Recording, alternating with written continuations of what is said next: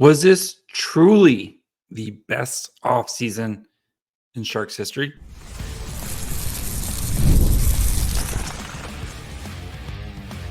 You're Locked On Sharks, your daily podcast on the San Jose Sharks, part of the Locked On Podcast Network, your team every day. Hello, welcome to Locked On Sharks, the premier hockey podcast covering your favorite team in the Bay Area. My name is JD Young, caretaker at the Reef, also the co-host of Western Conference Tuesdays here at the Locked On NHL channel. Want to thank you for making Locked On Sharks your first listen. Proudly part of the Locked On Network. We cover your team every day, or like 3 times a week right now during the off season, which a couple more weeks, and then we'll be back to 5 episodes a week. So if you want to be an everyday, all you have to do is just follow wherever you get podcasts, or you can watch this on YouTube as well.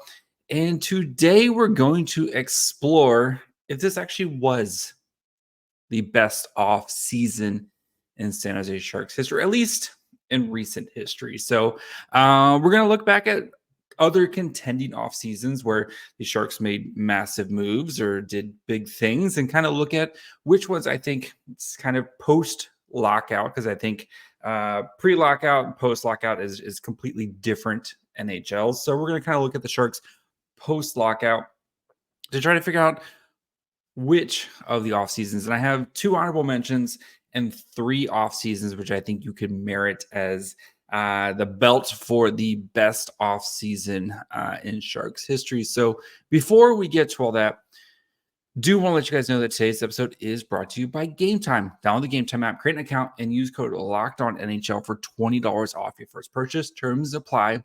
Download Game Time today. What time is it? Game time.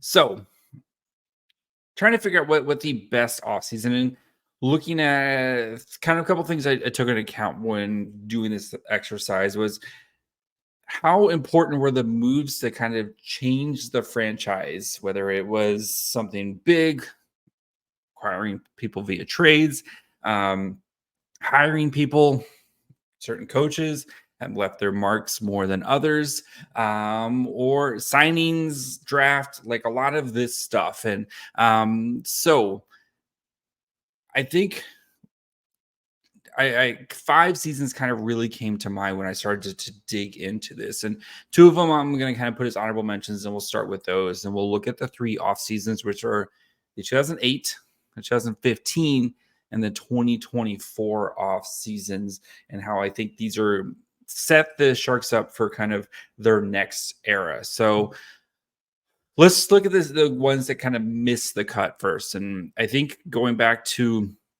the 2011 offseason. And the reason why this one is because it's the Brent Burns trade. Anytime you make a trade like that, where you bring in a franchise player like Brent Burns, who went on to play almost 800 games for the Sharks. He also, during that time, scored a bajillion points. So nearly 600 points, won a Norris Trophy, the franchise's first Norris Trophy in 2017. You have to include that in there. And yes, just as a quick reminder, we're talking about the off season. So Jumbo, who was traded in season, doesn't count for this exercise. But right, Brent Burns, you acquired in the off season. I think that one, that's a huge trade. That's a huge off season franchise shifting trade when you did that. Of course, the Sharks also traded Danny Heatley that offseason. So it would be interesting if they had kept Heatley to see what would have happened. I know Heatley in his playoff performance that year was disappointing with his 9 points in 18 games. And he was shipped off to the Minnesota Wild, where he kind of fell off the face of the earth. But though, Brent Burns, huge, I think, changed the franchise forever when the Sharks made that trade. And there was people who were mad that the Sharks traded Devin Setoguchi. I love Setoguchi, but the Sharks won that trade pretty easily going back. The other honorable mention, this one's probably going to be controversial, but is the 2018 offseason with the Erik Karlsson trade. That offseason, of course, is one of the interesting ones because of so many sliding doors moments from there. Of course, the Joe Pavelski leaving the following season can be traced back to Evander Kane getting re-signed this offseason. But yes, the Erik Karlsson trade moment, a huge shift, what the Sharks gave up and how that affected their kind of decline / rebuild and why it took so long for them to kind of get it started. You also sneakily that off season, you had Logan Couture and Tomas Hertl both get signed. Hertl to like a bridge deal, and Couture to his long-term contract that he's still on right now.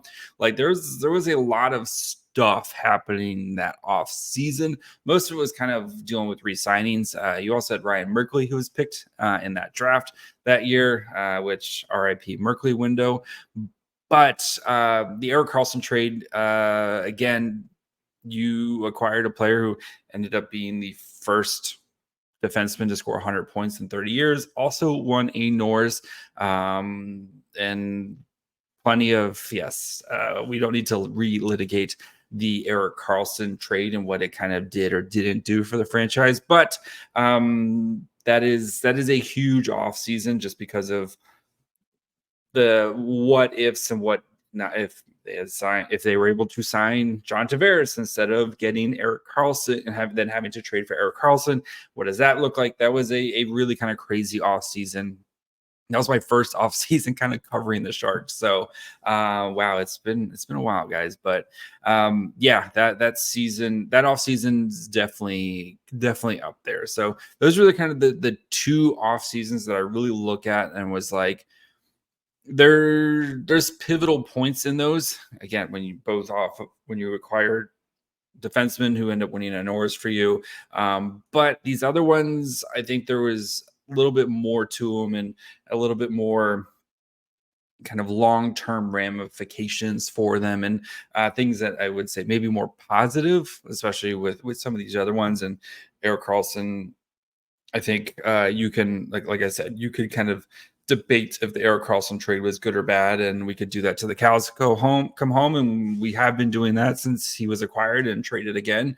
Kind of looking back, but let's start with the 2008. And I didn't rank these; I just kind of go in chronological order, and you can have your own debate and stuff.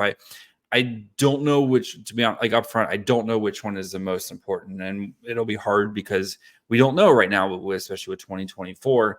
But let's start with the 2008 offseason. So that offseason, the San Jose Sharks did three really big things. One, they hired Todd McLellan, who, of course, was working for the Detroit Red Wings before that time. They hired him because, one, they were getting tired of losing to Detroit in the playoffs.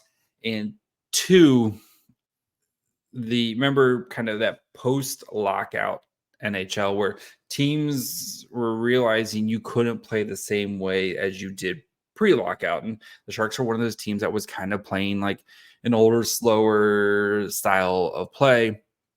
And they're getting beat by these teams. Enter Todd McLellan, and what he did for the San Jose Sharks is he brought to that Red Wing system a much more kind of faster, much better pacing. The Sharks scoring was increased. Like you saw a system where that would actually put players in a position to kind of succeed and be able to create offense. And I think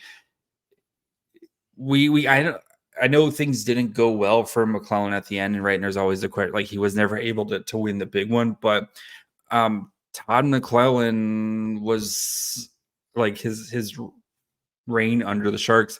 This team was amazing basically the entire time he was there. So Todd McLellan, he ended up going 300. 311, 163, and 66 in his time with the Sharks for a 637 point percentage. So basically almost 2/3 of the time, or they basically got 2/3 of the points available during the regular season. And plenty of playoff miseries and things that happened and fell apart. And there's always going to be questions about why it didn't work in the playoffs. And that's why we are Sharks fans and have, right.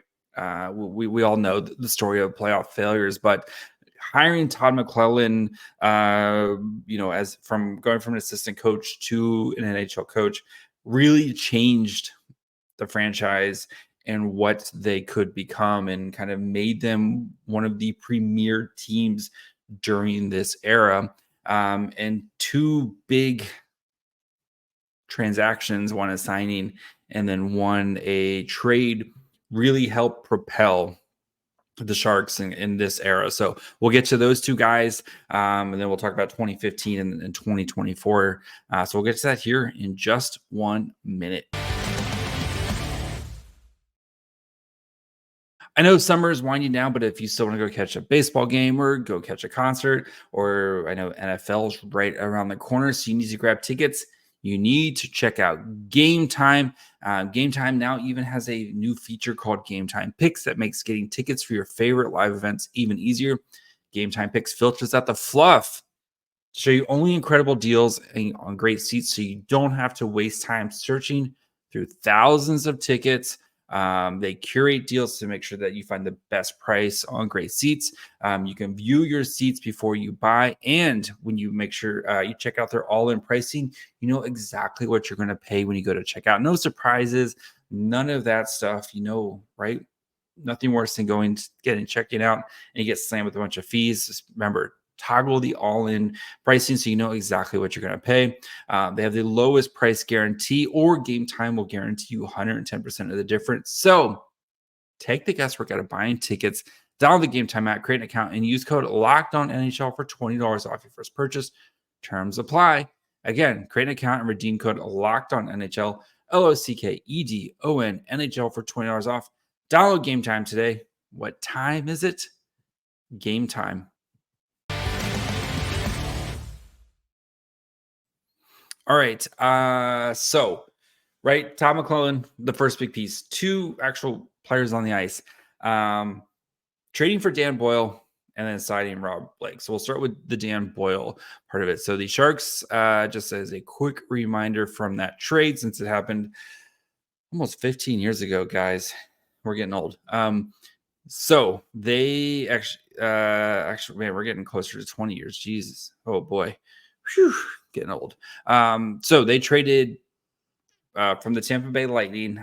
They sent Matt Carl, Ty Wishart, a 2009 first round pick and a 2010 fourth round pick. The 2009 first round pick became Kyle Palmieri, but it got changed hand like 6 times. It's really funny to go look at that trade right there and see what happens with that one. But the Sharks got Dan Boyle, who helped, again, propel the Sharks into this new generation of hockey where you needed puck-moving, quick defensemen. Dan Boyle, not the biggest guy in the world, right? But puck-moving, creating offense, being able to create and help and kind of be that fourth forward was a huge part. And Dan Boyle also sick at defense, right? Like, can't take that away from Dan Boyle. Dan Boyle was sick at defense, especially being for his size.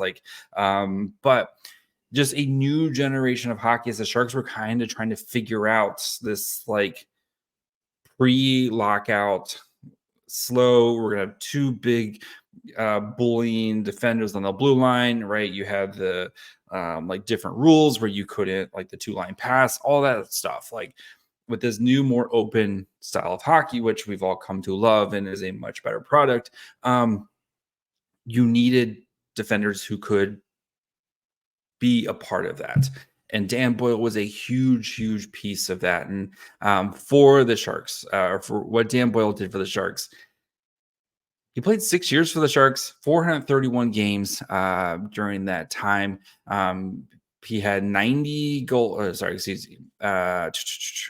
did I lost it? Sorry, 431 games, 68 goals, 201 assists, 269 points during that time in the regular season, and playing 24 and a half minutes a night between his age 32 and 37 season.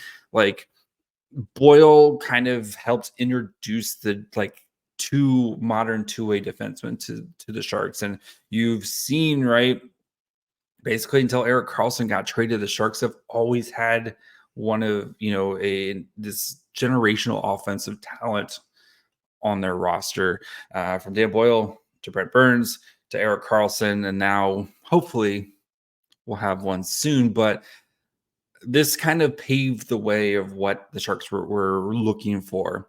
And then bringing in Rob Blake, granted, much older at the time. He was, played his age 39 and 40 season, but just that calming presence, that, like, Rob Blake is a Hall of Famer for a reason. And bringing these two guys in really, along with Todd McLellan, really kind of set the tone of this next era of San Jose Sharks hockey. Blake's definitely saw a scoring kind of decrease with the Sharks, but still a guy who won a cup, had kind of done everything, was supposed to be kind of the final piece for the Sharks on those blue line as they revamped it. And then again, the Sharks team was really good under the Todd McLellan era. They just, unfortunately, we know what happened in the playoffs. So, but yeah, I think that offseason was huge to kind of lay the foundation for the next, 5-6 years, I guess 7 years of Sharks hockey, and being one of the best teams in the NHL, just to never be able to kind of to do the thing. So next big offseason is the 2015 offseason, right? And coming right off the heels of the Todd McLellan era, the Sharks missed the playoffs. McLellan leaves. So they hire Pete DeBoer. And Pete DeBoer definitely has had his, we know with Pete DeBoer, right? He's the big kind of thing, that calming presence guy who always gets his team to the Stanley Cup. Doesn't win it, but he always gets his team to the Stanley Cup. What does he do? He gets the Sharks to the Stanley Cup. So, but the big moves this offseason, and I think these are kind of the more important things, is the aggressiveness to, one, go get Martin Jones. Martin Jones, who was kind of stuck behind Jonathan Quick with the LA Kings. Quick, who's been paid bajillion dollars, finally seeing that contract end. Got paid for 10. We all know the tweet, right? Our goalie is better than your goalie for the next 10 years or whatever it is that the Kings tweeted. But Martin Jones, who is ready to kind of break out and be an NHL starter, of course, gets traded to the Bruins, and then the Bruins turn around and flip him to the San Jose Sharks for a first-round pick. And Martin Jones was really, really, really, really, really good for the Sharks until he wasn't, right? And we all know the moment is that 2018 game one against Vegas in the second round, where he gave up 7 goals. And that's the moment where he kind of just crashed and was never the same guy again.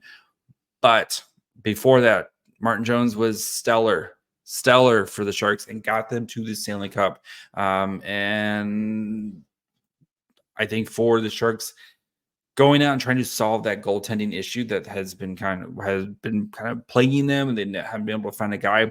You found a guy in Martin Jones who ended up being the guy for you for the next several seasons. The 6-year contract, of course, did not work out, and that's kind of was one of the big key reasons. And the Sharks are still paying that contract today, thanks to the buyout. But again, the trade itself was a great trade for the Sharks because you got great goaltending for the next 3 seasons for a late first round pick. And the Sharks, since Martin Jones kind of fell off a pumpkin, have been wandering the desert looking for goaltending. And hopefully they might have found at least their goaltending in the future. But looking at some of the other moves that offseason in the 2015, 2 big free agent signings, Joel Ward and Paul Martin. Paul Martin, we'll start with him, was kind of the first Wookiee whisperer, right? Can we find Brent Burns a partner? Can we find Brent Burns a partner? You found one with Paul Martin, and I know he ended up getting bought out and et cetera, et cetera. But Paul Martin was the first guy to be able to kind of, I think, really unlock Brent Burns and what Brent Burns could do, because The Sharks needed to find a more stay-at-home, stable defenseman to allow Brent Burns to go do Brent Burns things. And Paul Martin was the perfect guy, right? Coming off, winning cup for winning with the Penguins. Like, this was the guy who was going to really change how Brent Burns plays defense and how Brent Burns could contribute to the San Jose Sharks. And I think really unlock the Sharks offense, because you could rely on a guy like Brent Burns or a guy like Paul Martin to cover for Brent Burns and allow Brent Burns to go do the stuff that Brent Burns did. So Paul Martin, very underrated signing by the Sharks. And I know the end of his career, he kind of hit the wall there and stuff, but he was a huge reason. His ability to play that stay-at-home style defense and really unlocked Brent Burns. And we saw the Sharks kind of chasing to find that Brent Burns Wookiee whisperer for the next several seasons after that. So we'll talk about some of the other moves here and kind of how this slight tweaks kind of set the Sharks up for a cup run. So we'll get to that here in just 1 second.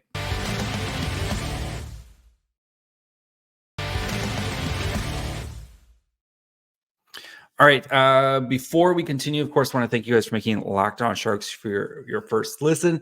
For your second listen, plenty of great options out there. Of course, you have Locked On NHL, where we're still putting out content 5 days a week. Seth and I on Tuesday talked about the Askarov trade, and we talked about that Demko.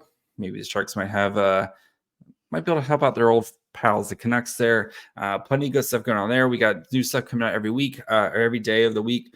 Wednesday, Eastern Conference, Thursday's Power Rankings, Monday and Friday are kind of at-large topics. So make sure you guys check out one of those shows, or anything you have Locked On Bay Area, right? You got Niners getting you guys ready for training camp. And if Ayuk ever gets traded / signed, they've got you covered there. Locked On Giants, Locked On A's, Locked On Warriors with plenty of good stuff as well. So make sure you guys check out one of those shows wherever you get podcasts. And of course, you can watch on YouTube as well. So Paul Martin unlocked, ironically, not the most offensive guy, but helped unlock the Sharks offense. And then Joel Ward providing that solid middle six, kind of bottom, like that secondary scoring that the Sharks really, like, you knew you had guys like Couture and Pavelski. Thornton was getting a little bit older there, but like Marleau, like, you had all these guys who were still either kind of entering their primes or kind of starting to exit their primes in the cases of Thornton and Marleau. But Joel Ward just being this super solid, like, I can play whatever role you need. I can kind of produce the scoring, some secondary scoring for you. And then that offseason, you also, Brendan Dillon got paid after you traded for him the previous season. And then you also drafted some dude named Timo Meier, who was really, really good for you until you traded him. And of course, we've discussed that. But this 2015 offseason, though, set up the Sharks for kind of that their cup run, their only cup run in franchise history, because of these smart moves they did, the way they solved problems, and then getting a guy like Pete DeBoer, who, plenty of criticism of Pete DeBoer, but I think he was the right coach for a very veteran-laden team that the Sharks were at the time. And they went to the Cup that year, and then were very, very good the next couple seasons until things fell apart, right? During Pete DeBoer's tenure, you had a Cup run and you had a Western Conference Finals run as well. So, like, that 2015 offseason really was let's try to squeeze one out here of this kind of core as it's aging out. Didn't work, but some of the most exciting Sharks teams during our time, I think, was especially that 2015-16 team, and then the 2018-19 team, two of at least the most memorable teams in my fandom. So, and that leaves the 2024 offseason. And this one is going to be much more speculative because we don't know, right? We won't know this until 5, 6, 7, 10 years down the road, but it has a chance to be the biggest offseason in San Jose Sharks history because of the player acquisitions, right? You drafted Macklin Celebrini, who is every chance to be a bona fide, legitimate 1C, like top crust type of player in the NHL. He's hashtag good. You drafted Sam Dickinson, who maybe not like Norris trophy winning, but legitimate first pairing defenseman. And then you traded for Askarov. I know people keep giving me, I've heard it a couple times. Yeah, the Askarov. It's tough, right? Anyway, Askarov. I'm gonna keep going Askarov right now. That's all I gotta keep practicing. Anyway, Askarov, who has a legitimate chance to be like a Vezina caliber goalie. First, second goalie, best goalie prospect in the world, depending on if you like Askarov or if you like Volstead. Either way, like you laid a foundation for insane future success this offseason. Plus, you signed Will Smith, your 4th overall pick from the previous year, to make his NHL debut this season. I think you had a really solid training, free agency with the signings of Tyler Toffoli and Alex Wenberg. But it's more about the draft, what the Sharks did at the draft. And that doesn't even include Igor Chernyshev, who is dealing with some shoulder stuff. But again, long-term looks to be a solid piece for the Sharks. And like this offseason, because of the way Mike Greer's gathered assets, whether through tanking trades or whatever he's done, right, to gather assets, the Sharks have really started to kind of, you're seeing the foundation dry and the buildings start to go up for San Jose this offseason. So it's too early to tell, like if everything goes to poop, and we could talk about how this was like the most disappointing offseason because of everything going to poop. But I think, though, you're going to look back at this offseason fondly at some point and be like, this was the kind of the offseason where the Sharks tanked, they tanked hard, they got rewarded for it, and now we're going to start to kind of see those flowers bloom and kind of take hold and start to a nice, lovely garden of sustainable success for San Jose. So, yeah, I'm. You could talk me into all three of them. Again, it's way too early to talk about if this was offseason was the most successful or the best offseason in franchise history. I mean, it's looking like if all the guys pan out the way we want, right, between Askarov, Dickinson, and Celebrini, that's a pretty hard offseason to top. If you get a legitimate 1C, you get a legitimate top line defender, and you get a like top tier goalie, that's pretty hard to try to say it's not. But I think, though, with Boyle, like that 2008 one, really for me, I think if I had to kind of pick right now, that 2008, because I think it really transformed the franchise into a kind of modern day contender for the next few seasons. And they just weren't able to kind of get over the hump. But that 2008 one, yeah.